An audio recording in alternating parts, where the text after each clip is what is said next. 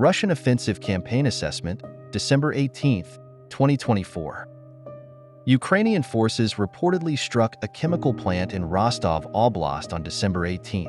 Acting Rostov Oblast Governor Yuri Slyuser claimed that Russian forces downed 10 missiles over Rostov Oblast. Russian sources amplified footage purportedly showing Russian air defenses downing the missiles, and a Russian insider source claimed that Ukrainian forces also targeted the Taganrog metallurgical plant. Ukraine's European allies continue to provide monetary and defense industrial support to sustain Ukraine's war effort. German arms manufacturer Rheinmetall announced on December 17 that the company will supply Ukraine with €9 million worth of 155mm propellant charge modules of various types in January 2025. The European Commission reported on December 18 that it disbursed nearly €4.1 billion worth of grants and loans to Ukraine as part of the second payment of the European Union's Ukraine Facility Program. Russian Chief of the General Staff Army General Valery Gerasimov heavily inflated alleged statistics about Russian territorial gains in 2024. Gerasimov claimed on December 18 that Russian forces seized roughly 4,500 square kilometers in 2024. ISW has observed confirmation that Russian forces have only seized 3,306 square kilometers in 2024, however.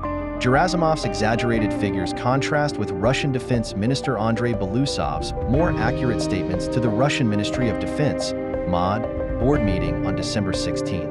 Belousov claimed, for example, that Russian forces' average daily rate of advance is about 30 square kilometers.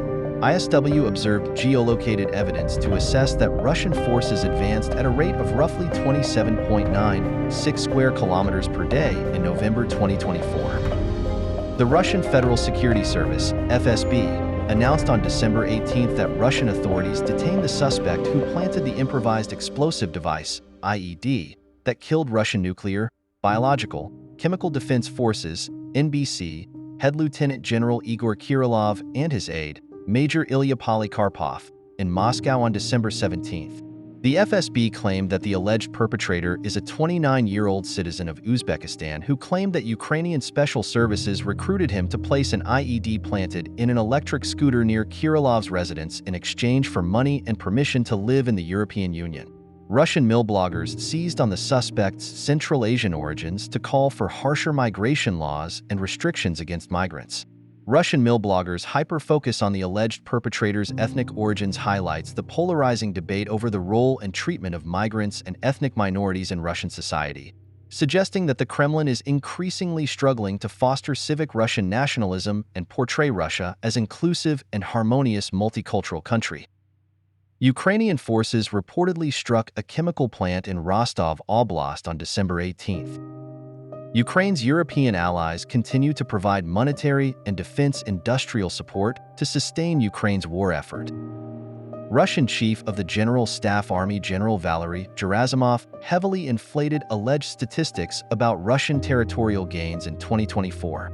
Russian Chief of the General Staff Army General Valery Gerasimov heavily inflated alleged statistics about Russian territorial gains in 2024.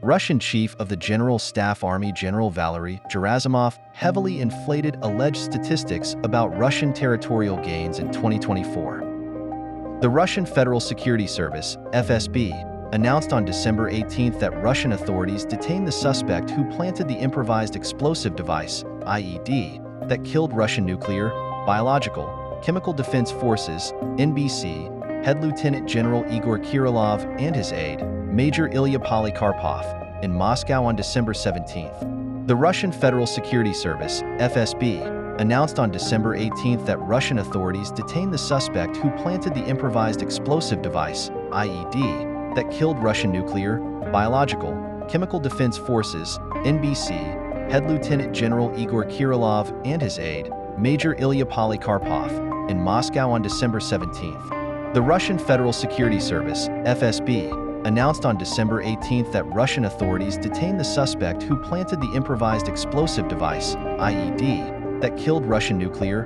biological, chemical defense forces, NBC, Head Lieutenant General Igor Kirillov and his aide, Major Ilya Polikarpov, in Moscow on December 17. Russian forces recently advanced near Kupiansk, Kreminna, and Pokrovsk.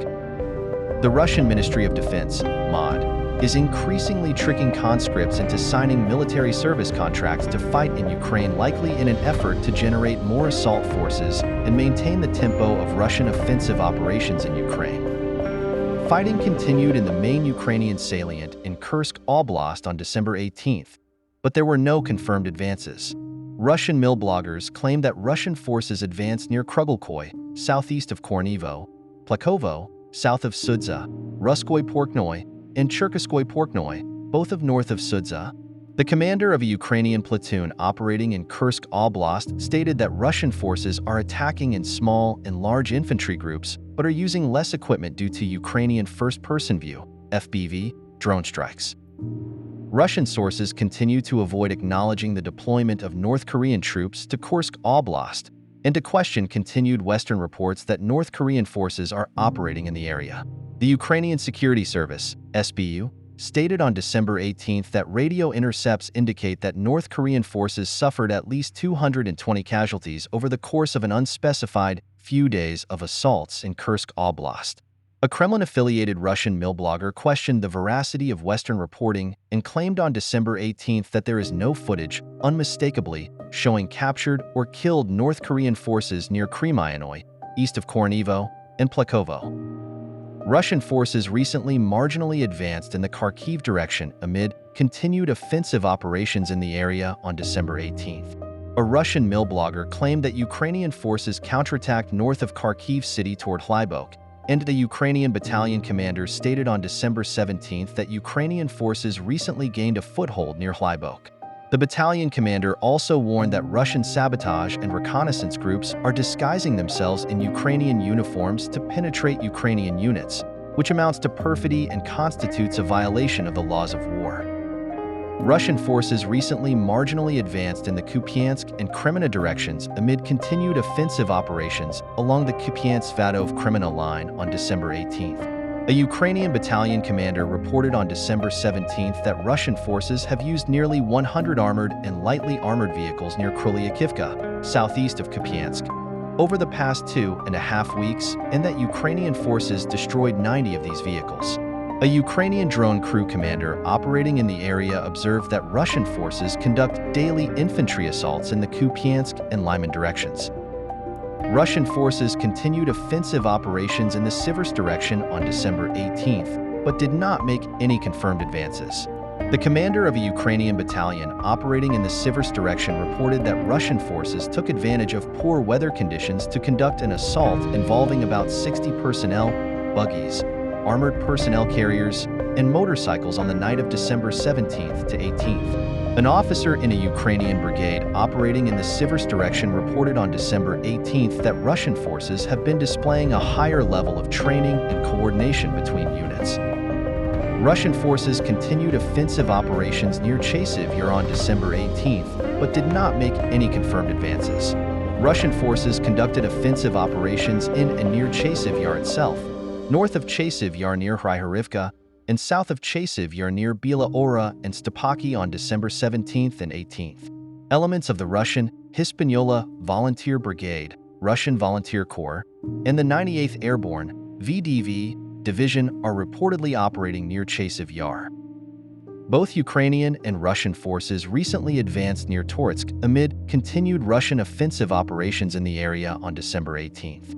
Ukrainian forces recently regained lost positions in southern Sherbanivka, west of Torsk. Additional geolocated footage, published on December 18th, indicates that Russian forces marginally advanced west of Nelipivka, south of Torsk. Major Anastasia Bobovnikova reported on December 17th that fighting continues for the Tsentralna mine and the nearby heights at the waste heaps. Bobovnikova stated that it is too early to say that Russian forces have entered the mine.